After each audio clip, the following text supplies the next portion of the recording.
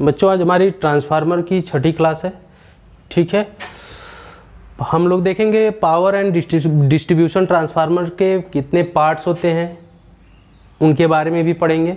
ठीक है बच्चों, जो भी मैंने क्लास लिया है, आज 5 क्लास लिया है इसके पहले, अगर आप लोगों को समझ में आ रहा है तो उसे कमेंट बॉक्स में लिख कर बताएं। बाकी जो लोग यूपीपीसीएल का फॉर्म अप्लाई किए हैं वो भी नीचे लिख कर कमेंट बॉक्स में बताएं हमें। ठीक है, जिससे कि हम और भी बेटर तरीके से आपको स्टडी मटेरियल प्रोवाइड कराएं। ठीक है, तो हम चलते हैं parts of power and distribution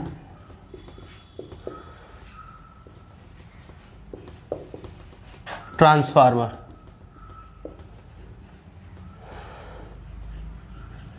बच्चों ट्रांसफार्मर के जो भाग होंगे उन्हीं के बारे में हमें क्या करना है, पढ़ना है। तो ट्रांसफार्मर का पहला भाग तो हमारा क्या होगा, कोर होता है। ठीक है, फिर हमारी वाइंडिंग होती है और उसमें कुछ लगी हुई जो कह लें सुरक्षा युक्तियाँ होती हैं वो होती है। ठीक है, तो पहला हम पढ़ेंगे क्या, कोर। पहला हम क्या पढ़ेंगे, कोर। बच्चों कोर के बारे में बच्चों हम पढ़ भी चुके हैं। ठीक है, कोर के बारे में हम क्या किए हैं, पढ़ लिए हैं। कोर किस लिए प्रयोग की जाती है, तो हम जानते हैं कि कोर जो प्राइमरी बाइंडिंग में हमारा इंड्यूस्ड ईएमएफ होता है उसके लिए क्या आसान रास्ता ना, आसान तथा सघन रास्ता जो प्राइमरी बाइंडिंग में हमारा फ्लक्स इंड्यूस्ड होता है या बल रेखाएं जो उत्पन्न होती हैं उनके लिए एक पथ प्रदान करने के लिए हम क्या करते हैं, कोर का निर्माण करते हैं। बच्चों साथ में हमारे प्राइमरी बाइंडिंग के टोटल फ्लक्स क्या हो, सेकेंडरी बाइंडिंग में पहुंच जाएं, इसके लिए भी हम क्या करते हैं, कोर का निर्माण करते हैं। बच्चों ठीक है, तो इसके बारे में हम थोड़ा सा लिख लें, नोट कर लें। ठीक है,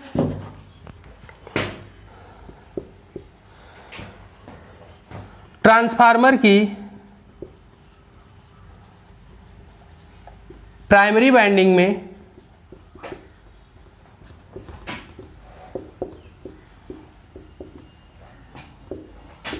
उत्पन्न चुंबकीय क्षेत्र कोष्ठक में ला क्या लिख सकते हैं, चुंबकीय फ्लक्स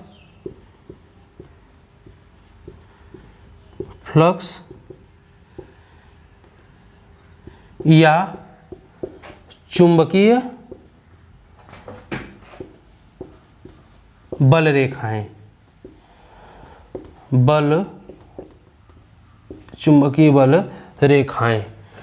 ट्रांसफार्मर की प्राइमरी वाइंडिंग में उत्पन्न चुंबकीय क्षेत्र के चुंबकीय परिपथ को पूर्ण तथा सघन बनाने के लिए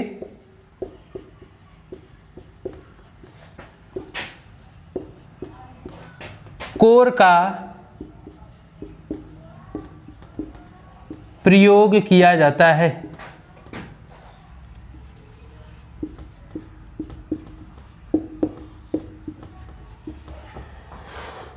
चुंबकीय क्षेत्र के चुंबकीय परिपथ को पूर्ण तथा सघन बनाने के लिए क्या किया जाता है, कोर का प्रयोग किया जाता है। बच्चों जो कि पहले भी बता चुके हैं हम। ठीक है ना, ट्रांसफार्मर की प्राइमरी वाइंडिंग में इंड्यूस्ड फ्लक्स को सेकेंडरी वाइंडिंग में मतलब पूरे के पूरे फ्लक्स को पहुंचाने के लिए हम किसका प्रयोग करते हैं, कोर का यूज करते हैं। ठीक है बच्चों,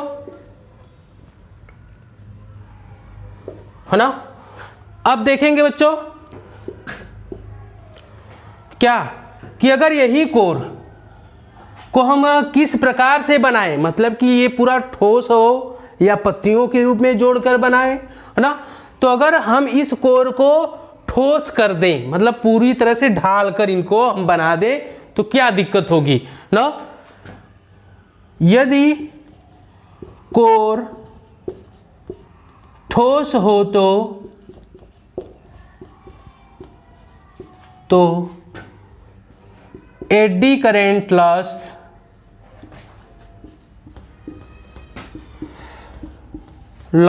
तथा हिस्टेरिसिस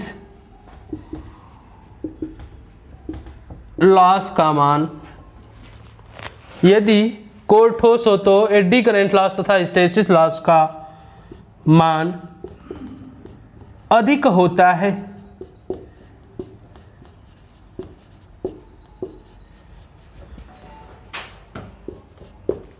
और इसको कम करने के लिए हम क्या करेंगे बच्चों, लेमिनेटेड मतलब पत्तियों को जोड़कर हम क्या करेंगे, कोर का निर्माण करेंगे। और पत्तियां किसकी बनी होंगी, सिलिकॉन स्टील की, है ना। लिखेंगे अगला point, AD current loss and hysteresis loss को कम करने के लिए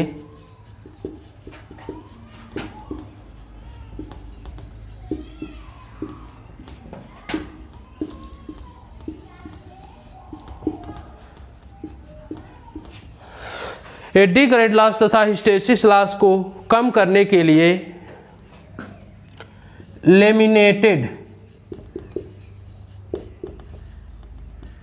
सिलिकॉन स्टील कोर का प्रयोग किया जाता है।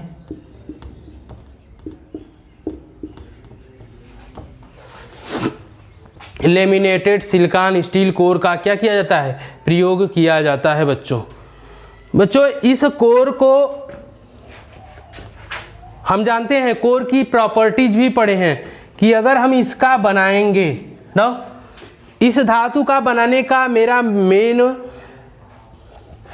कह सकते हैं कि अगर हम सिलिकॉन स्टील का न बना के पूरी तरह से हम क्या करें, लोहे का बना दें ना, पूरी तरह से हम क्या करें, लोहे का बना दे, तो लोहे की अपेक्षा सिलिकॉन मतलब सिलिकॉन कुछ मात्रा में अगर हम लोहे में मिक्स कर देते हैं तो क्या होता है, उसकी परमियाबिलिटी क्या होती है, बढ़ जाती है बच्चों ना।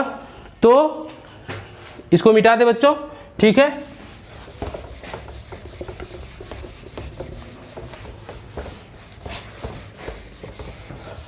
पूर्ण रूप से लोहे का हम कोर का निर्माण नहीं करते हैं, उसमें क्या करते हैं, कुछ मात्रा में सिलिकॉन धातु मिश्रित की जाती है बच्चों, ठीक है।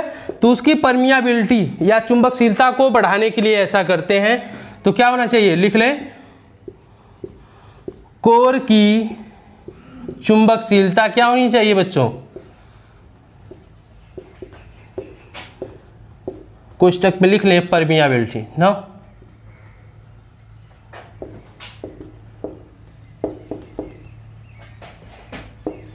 क्या होनी चाहिए, परमियाबिलिटी उच्च होनी चाहिए, है ना, उच्च होनी, परमियाबिलिटी क्या होनी चाहिए, उच्च होनी चाहिए, ठीक है बच्चों। और इसका रिलक्टेंस क्या होना चाहिए, निम्न होना चाहिए, है ना। कोर का रिलक्टेंस निम्न होना चाहिए। क्यों निम्न होना चाहिए, चूंकि फाई बराबर होता है क्या, एफ एम कोष्टक में M M F, magnetic motive force बटा क्या होता है, आर एम होता है, मैग्नेटिक रिलक्टेंस।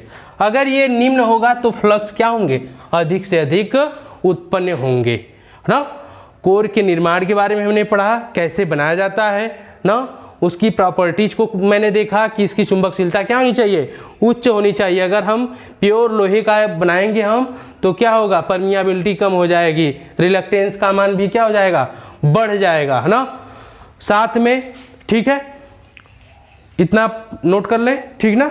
हम अगला भाग पढ़ेंगे या पार्ट्स पढ़ेंगे क्या, बाइंडिंग। ठीक है, मिटा दे।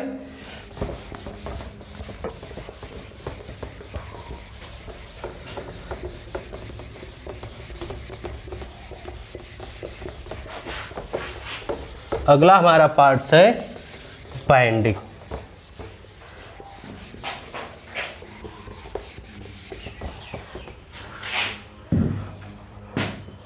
दूसरा हमारा क्या है, कुंडलन ना, इसको हम क्या करते हैं, बाइंडिंग। ट्रांसफार्मर में दो बाइंडिंग की जाती है बच्चों। एक हमारी जो बाइंडिंग होती है वो क्या होती है, प्राइमरी, और दूसरी बाइंडिंग जो होती है हमारी क्या होती है, सेकेंडरी होती है बच्चों ना। ट्रांसफार्मर में दो बाइंडिंग होती है, पहला हमारा जो होगा वो क्या होगा, प्राइमरी बाइंडिंग ना, और दूसरा हमारा क्या होता है बच्चों, बी सेकेंडरी बाइंडिंग ना।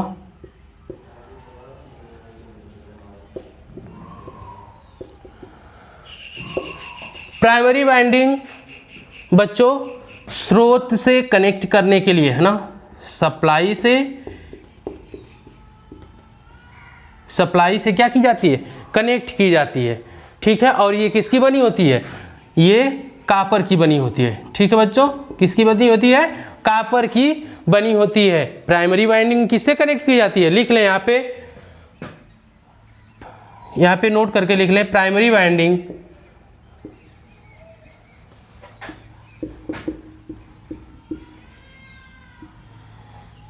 सप्लाई से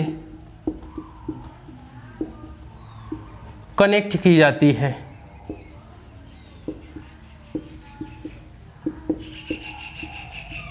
और हमारी बच्चों सेकेंडरी बाइंडिंग क्या होती है, किससे कनेक्ट करते हैं, ये हमारा लोड से कनेक्ट होता है ना। किससे कनेक्ट होता है बच्चों, लोड से हमारा कनेक्ट होता है। ठीक है, तो लिख लें यहाँ पे सेकेंडरी बाइंडिंग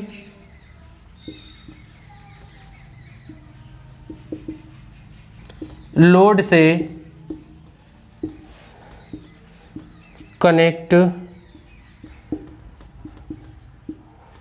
होता है, और ये किसकी बनी होती है, यह कापर की बनी होती है।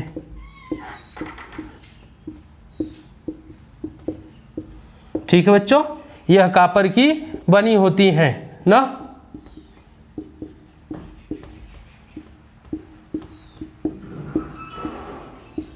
अगला हमारा जो पार्ट्स होता है बच्चों, कंजर्वेटर टैंक ना। अगला हमारा ट्रांसफार्मर का पार्ट है, कोर हो गया, बाइंडिंग हो गई, अब हम लोग पढ़ेंगे क्या, कंजर्वेटर टैंक ना। मिटा दे बच्चों। ठीक है, अगला हमारा तीसरा पार्ट्स क्या है, कंजर्वेटर टैंक। सभी चीज़ों को आसानी से पढ़ते हुए चलेंगे। ठीक है, हमारा अगला भाग क्या है, कंजर्वेटर टैंक है बच्चों। तीसरा क्या है, कंजर्वेटर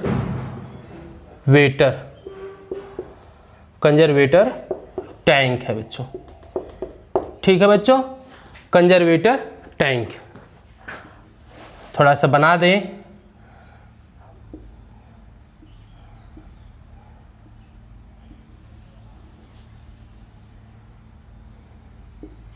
यही तो है बच्चों ना, ये हमारा क्या है, ट्रांसफार्मर है बच्चों।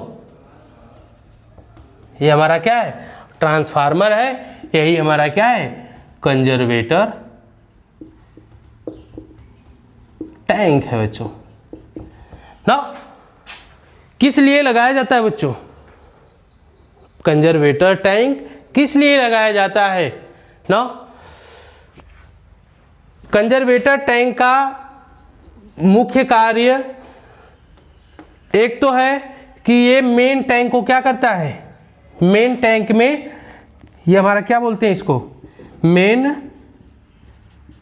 टैंक ना।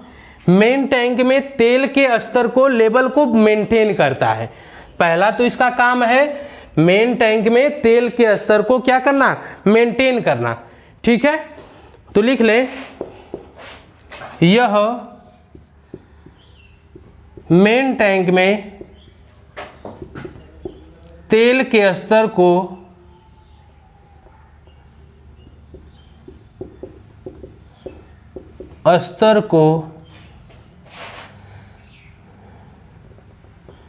मेंटेन करता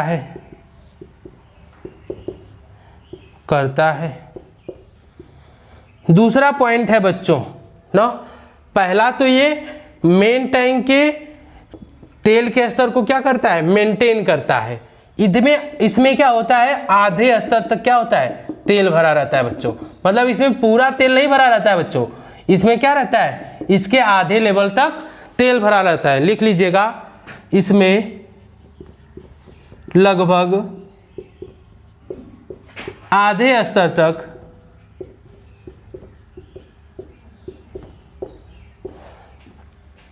तेल भरा रहता है।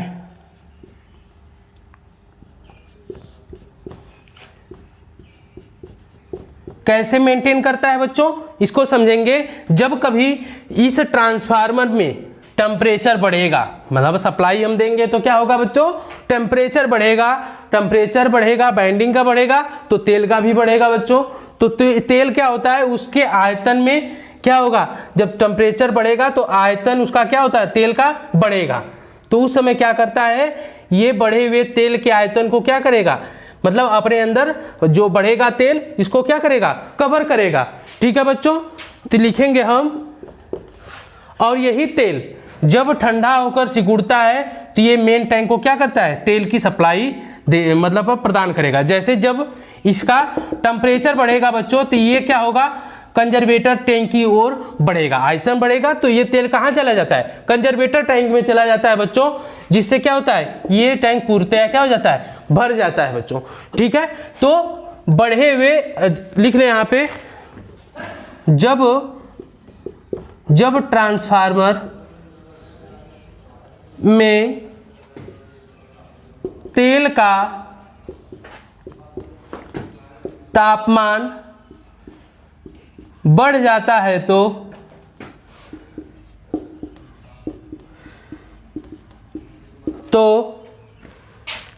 तेल के आयतन में परिवर्तन से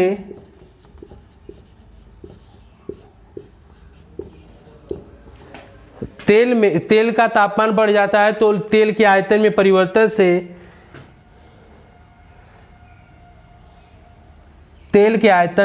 परिवर्तन से बढ़े हुए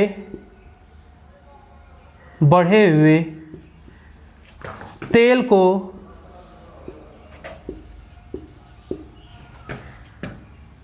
अपने अंदर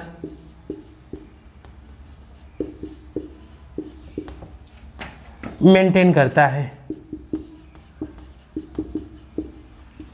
और क्या करता है बच्चों, और जब ये तेल ठंडा होकर जब सप्लाई कट जाएगी या जब टेम्परेचर लो होगा तो उस कंडीशन में जब ये ठंडा होगा तो ये सिकुड़ेगा। जब सिकुड़ेगा तो ये मेन टैंक को क्या करता है, मेन टैंक को तेल की आपूर्ति करता है। ठीक है बच्चों, तो यहाँ पे लिख ले, क्या, जब तेल ठंडा होकर सिकुड़ता है तो जब तेल ठंडा होकर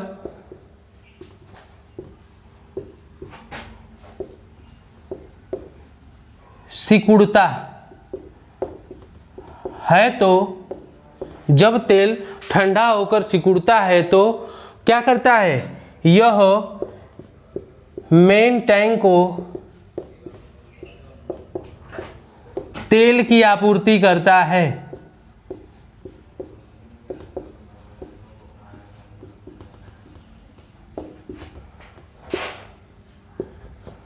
ठीक है बच्चों, कोई दिक्कत इसमें नहीं ना है।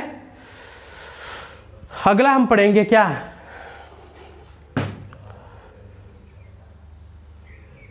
अगला हम पढ़ेंगे बुखोज रिले।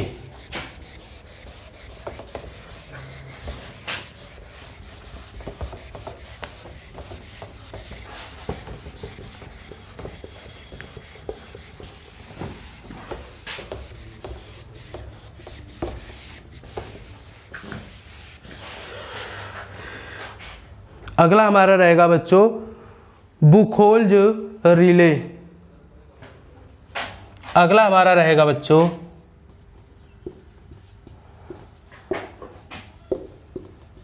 रिले।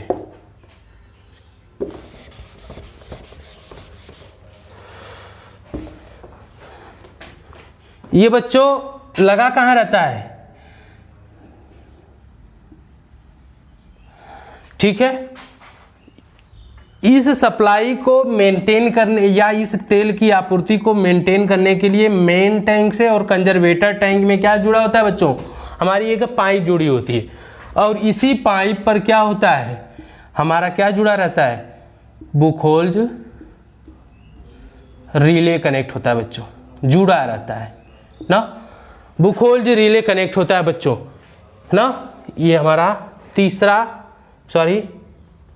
चौथा भाग है ना। बुखोल्ज रिले इंपॉर्टेंट है बच्चों। ये क्या होता है, जब ट्रांसफार्मर के अंदर आंतरिक दोष पैदा होने की स्थिति में, ट्रांसफार्मर के अंदर आंतरिक दोष पैदा होने की स्थिति में क्या करता है कि ये अलार्म बजाकर ना, अलार्म बजाकर ट्रांसफार्मर की जो मेन सप्लाई होती है ना, बूसिंग लगी रहती है बच्चों ना। मान लीजिए हमारा ये आर है, ये वाई है, ये क्या है, बी है ना। ऐसे ही बूसिंग लगी रहती है बच्चों ना। थोड़ा सा फिगर बनाने में ना, उसको बना लीजिएगा आप लोग। यही बूसिंग कनेक्ट होती है और यहीं से क्या होती है, मेन सप्लाई हमारी क्या होती है, जुड़ी रहती है बच्चों, है ना। तो जब ट्रांसफार्मर के अंदर आंतरिक दोष इंटरनल फॉल्ट होगा तो क्या होगा, इसमें हीट पैदा होगी बच्चों, और हीट के दौरान क्या होता है, ये क्या करता है, अलार्म बजाता है। अलार्म बजाकर मेन सप्लाई को क्या कर देता है बच्चों, डिस्कनेक्ट कर देता है ना, डिस्कनेक्ट कर देगा, और हमारा ट्रांसफार्मर में मतलब कह लें ब्लास्ट करने से भी क्या होता है, बच जाता है बच्चों ना। तो लिख लेंगे यह ट्रांसफार्मर में आंतरिक दोष पैदा होने की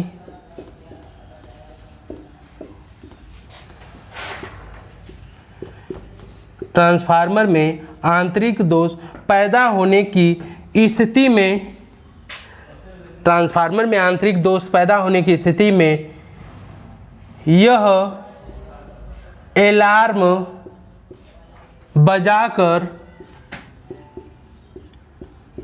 ट्रांसफार्मर को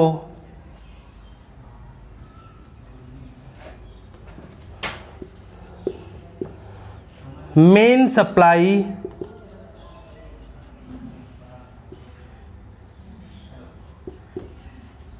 से डिस्कनेक्ट कर देता है, डिस्कनेक्ट कर देता है।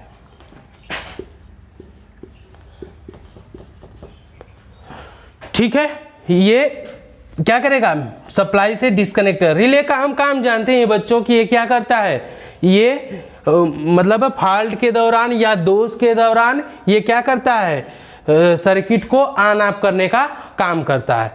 तो इसको हम क्या कह सकते हैं कि ये क्या है, स्वचालित सर्किट ब्रेकर की तरह काम करता है। लिख ले बच्चों, यह एक स्वचालित सर्किट ब्रेकर होता है। यह एक स्वचालित सर्किट ब्रेकर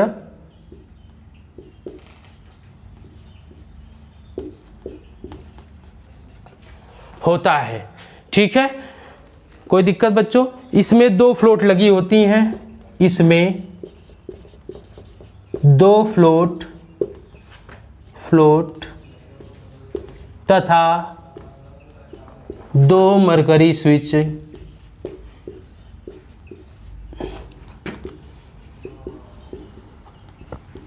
लगी होती हैं। इसमें दो फ्लोट तथा दो मरकरी स्विच क्या होती हैं, इस बुखोज रिले के अंदर लगी होती हैं। उन्हीं के माध्यम से क्या करता है, सप्लाई को डिस्कनेक्ट करता है बच्चों। ठीक है, अगला हमारा पॉइंट रहेगा पांचवा, ब्रीदर। ये हमारा क्या है, ब्रीदर है बच्चों। ठीक है। अगला हमारा पॉइंट क्या है, ब्रीदर है बच्चों, इसको आप नोट कर लें, ठीक है।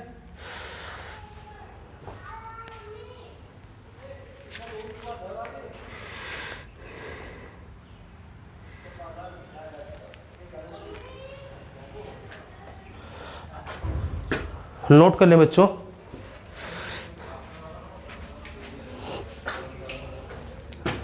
मिटा दें इसको, ठीक है।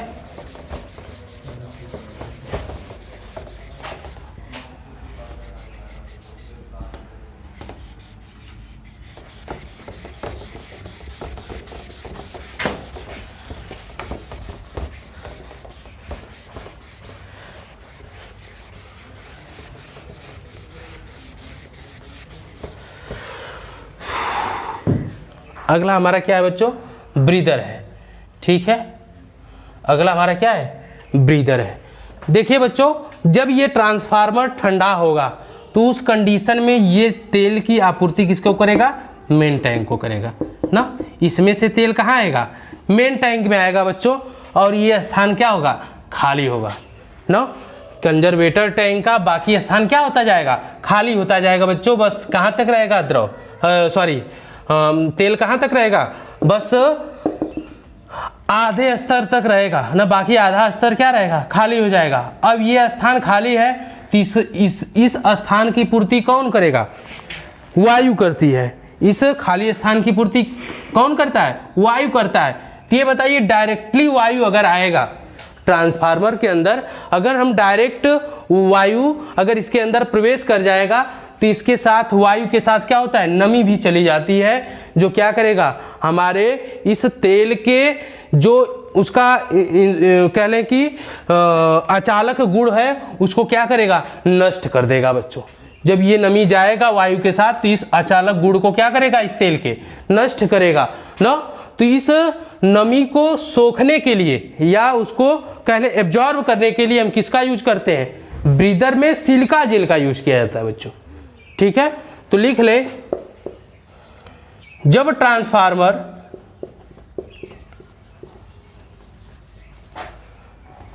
ठंडा होकर सिकुड़ता है तो जब ट्रांसफार्मर का तेल ठंडा होकर सिकुड़ता है तो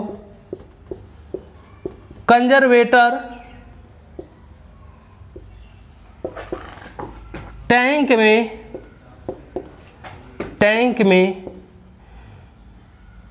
खाली हुए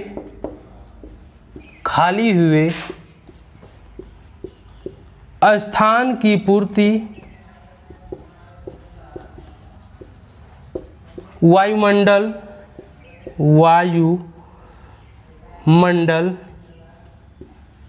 की हवा द्वारा की जाती है, वायुमंडल की हवा द्वारा की जाती है। और यह हवा ब्रीदर से जाती है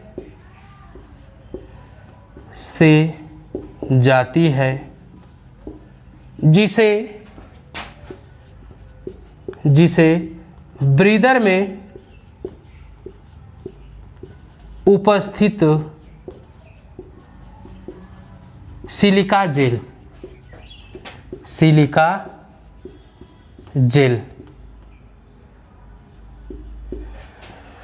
क्या करता है, उपस्थित सिलिका जेल हवा में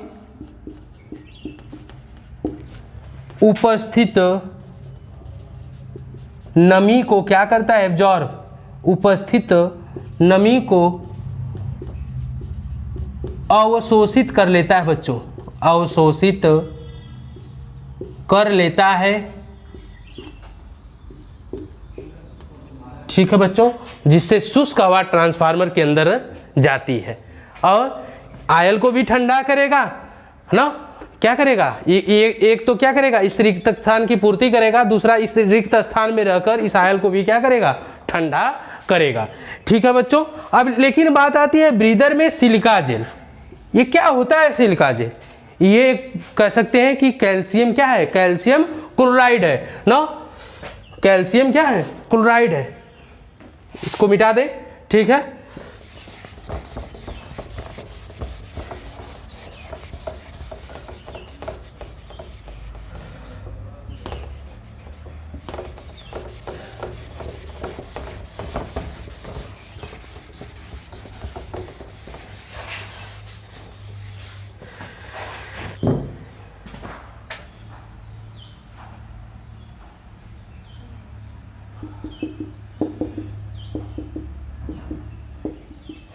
ठीक है बच्चों, सिलिका जेल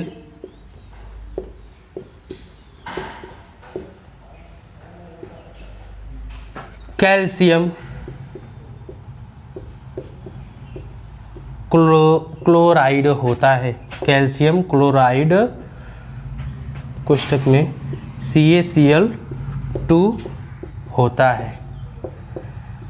अब इसका क्वेश्चन पूछा जाता है बच्चों कि जो हमारा ब्रीदर होता है, हमारा क्या होता है, ब्रीदर होता है ना, मतलब इसी में होता है। ठीक है, यहीं पे होती है। ठीक है, ये ब्रीदर जो होता है इसमें सिलिका जेल होता है, मतलब कैल्शियम क्लोराइड होता है बच्चों। तो पूछा जाता है परीक्षा में हमसे कि जो ये सिलिका जेल है, कैल्शियम क्लोराइड है, सामान्य अवस्था में या कह ले शुष्क अवस्था में इसका कलर कैसा होता है बच्चों। लो, बच्चे कंफ्यूज हो जाते हैं कि जो हमारा कैल्शियम क्लोराइड है सामान्य अवस्था में कैसा है, तो हमें जानकारी न होने की कारण हम नहीं बता पाते हैं। तो ये शुष्क अवस्था में कैसा होता है, सिलिका जेल या CaCl2 है ना, CaCl2 का रंग शुष्क अवस्था में नीले रंग का होता है, नीले रंग का होता है। बच्चों ये शुष्क अवस्था में कैसा होगा, नीले रंग का होगा। लेकिन जब इसमें से नमी युक्त वायु प्रवेश करेंगी, नमी युक्त वायु क्या करेंगी इसमें से, जब प्रवेश करेंगी बच्चों, तो ये नमी को क्या करता है, ये सिलिका जेल ये क्या करता है, एब्जॉर्ब कर लेता है। तो अब शुष्क हवा इसके अंदर से चली गई, तो नमी को एब्जॉर्ब करने के बाद इसका रंग कैसा हो जाता है। तो यहाँ पे लिख ले बच्चों, शुष्क अवस्था में कैसा होता है, नीले रंग का होता है। नमी को अवशोषित करने के बाद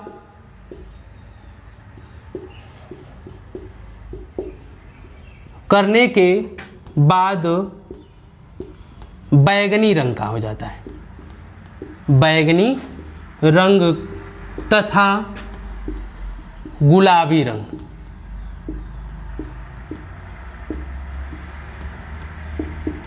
बच्चों हमने बताया कि बैंगनी रंग का होता है तथा गुलाबी रंग, दो कलर का तो होगा नहीं। पहले क्या होगा, नमी को जब एब्जॉर्ब करेगा तो बैंगनी रंग का होगा, लेकिन धीरे धीरे जब नमी को एब्जॉर्ब करते करते एक ऐसा मतलब समय आता है कि फिर उसका कलर क्या होता है, गुलाबी रंग का हो जाता है। ठीक है बच्चों, तो उस कंडीशन में ये क्या होता है, सिलिका जेल खराब हो जाता है जब इसका रंग, मतलब कि अब इसको जब धीरे धीरे क्या होता है, पहले तो ये जब नमी को अवशोषित करेगा तो ये बैंगनी रंग का होगा, लेकिन बच्चों कुछ समय ऐसा आएगा धीरे धीरे कि मतलब ये बैंगनी रंग का रहेगा, लेकिन धीरे धीरे नमी को अवशोषित करते करते करते इसका रंग कैसा हो जाएगा, गुलाबी हो जाएगा। तब ये नमी को अवशोषित नहीं करता है, उस कंडीशन में ये क्या हो जाता है, खराब हो जाता है। तो इसको लिख लेंगे, गुलाबी रंग का हो जाता है, हो जाता है। लिख लेंगे गुलाबी रंग यह दर्शाता है कि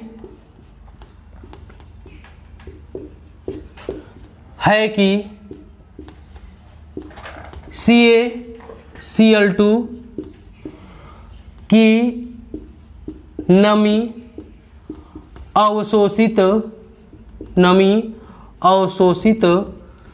करने की क्षमता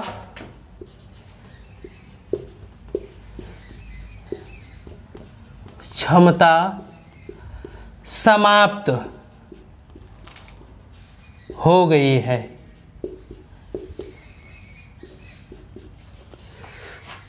जब बैंगनी रंग का होगा तब तो ठीक है, लेकिन धीरे धीरे क्या होता है, गुलाबी रंग का जब हो जाएगा तो इसके नमी अवशोषित करने की जो क्षमता होगी वो क्या हो जाएगी बच्चों, पूरी तरह से समाप्त हो जाएगी। तब ये नमी को अवशोषित नहीं करेगा, तब नमी युक्त वायु इसके अंदर प्रवेश करेगी और अचालक को नष्ट करेगी। और बाइंडिंग धीरे धीरे जब अचालक नष्ट होगा, मतलब तेल का जो अचालक का गुण है वो धीरे धीरे समाप्त होगा, तो बाइंडिंग आपस में क्या होंगी, शॉर्ट सर्किट हो जाएंगे और हमारा ट्रांसफार्मर क्या हो जाएगा बच्चों, जल जाएगा।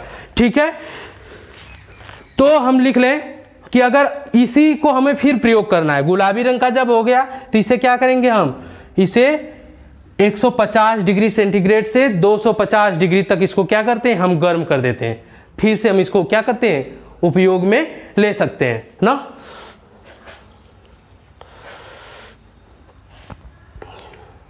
इसको मिटा दे बच्चों।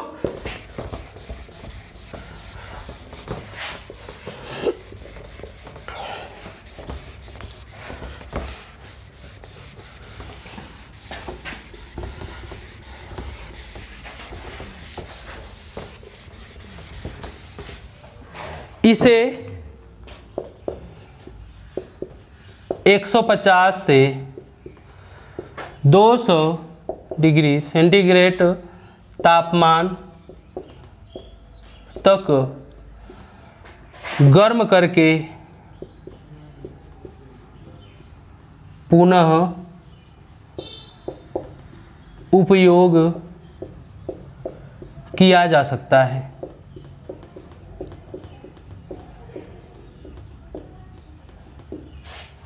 ठीक है बच्चों, अगला हमारा पॉइंट रहेगा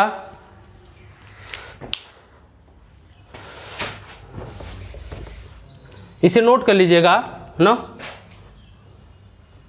इसे 150 से 200 डिग्री सेंटीग्रेड तापमान तक गर्म करके ना उपयोग किया जा सकता है। ठीक है, अगला हमारा पॉइंट रहेगा बच्चों एक्सप्लोजन वेंट। इसे नोट कर लीजिएगा, बहुत इंपॉर्टेंट है, पूछता है परीक्षा में कि अगर हमारा ब्रीदर का सिलिका जेल गुलाबी रंग का हो गया है तो हम कितने डिग्री टेम्परेचर तापमान तक हम उसे, मतलब कितने डिग्री तक हम उसे गर्म करेंगे तो इसे पुनः उपयोग में लाया जा सकता है। बस यही दे देगा बच्चों ना, तो आप अगर याद रहेगा तभी आप इसको कर पाएंगे। ठीक है, अगला हमारा पॉइंट रहेगा, छठा नंबर रहेगा बच्चों क्या, एक्सप्लोजन वेंट। ठीक है, ये हमारा छठा क्या रहेगा, एक्सप्लोजन वेंट।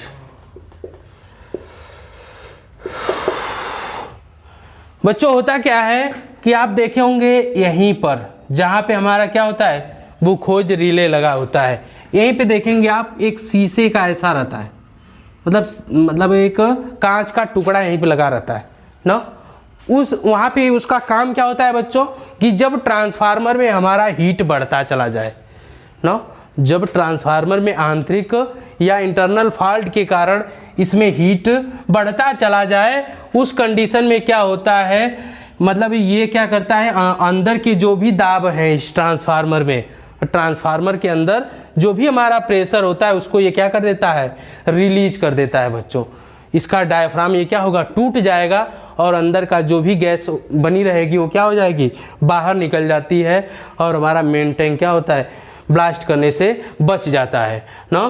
तो इसे लिखेंगे क्या, यह प्रेशर रिलीज वाल्व होता है ना। इसे ही हम क्या करते हैं, कंजर्वेटर तथा मेन टैंक से जोड़ने वाली पाइप पे हम क्या करते हैं, इसको लगाते हैं बच्चों ना। और इसका फॉल्ट के दौरान जब मतलब इसका टेम्परेचर तथा प्रेशर बढ़ेगा, उस कंडीशन में इसका डायफ्राम टूट जाएगा और अंदर की जो भी प्रेशर हो जाएगी वो क्या हो जाएगी, रिलीज हो जाएगी बच्चों ना।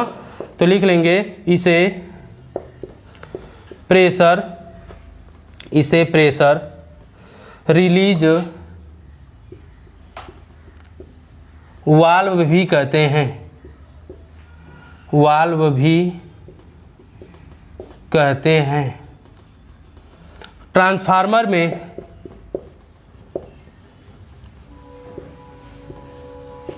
आंतरिक दोष उत्पन्न, ट्रांसफार्मर में आंतरिक दोष उत्पन्न होने की स्थिति में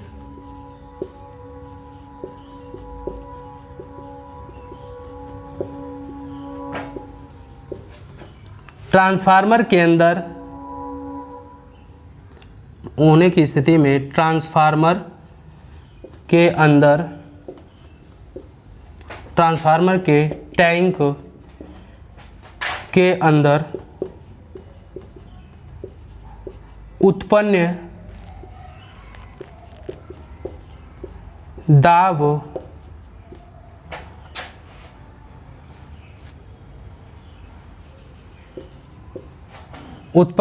को ट्रांसफार्मर में आंतरिक दोष उत्पन्न होने की स्थिति में ट्रांसफार्मर टैंक के अंदर उत्पन्न दाब को कहने समाप्त करने के लिए एक्सप्लोजन वेंट का डायफ्राम टूट जाता है, वेंट का डायफ्राम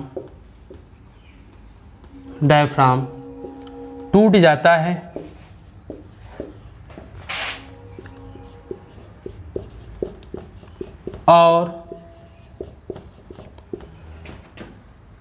और अंदर का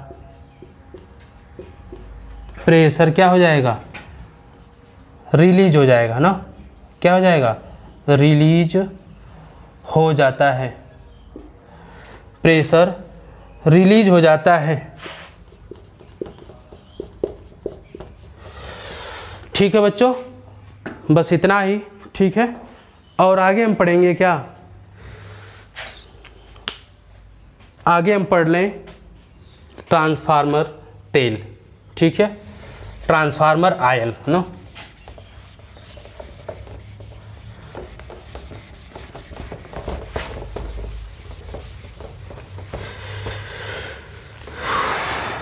बच्चों ट्रांसफार्मर ऑयल अब जानते हैं, ट्रांसफार्मर ऑयल दो यूज करते हैं बच्चों। एक हमारा जो होता है उसको हम बोलते हैं खनिज तेल, और दूसरा जो हमारा होता है बच्चों वो क्या होता है, सिंथेटिक। दूसरा हमारा क्या होता है, सिंथेटिक तेल। खनिज तेल क्या होता है बच्चों, ये पेट्रोलियम के शोधन से प्राप्त होता है, लिख लीजिएगा, यह क्या होता है, पेट्रोलियम के, यह पेट्रोलियम के शोधन से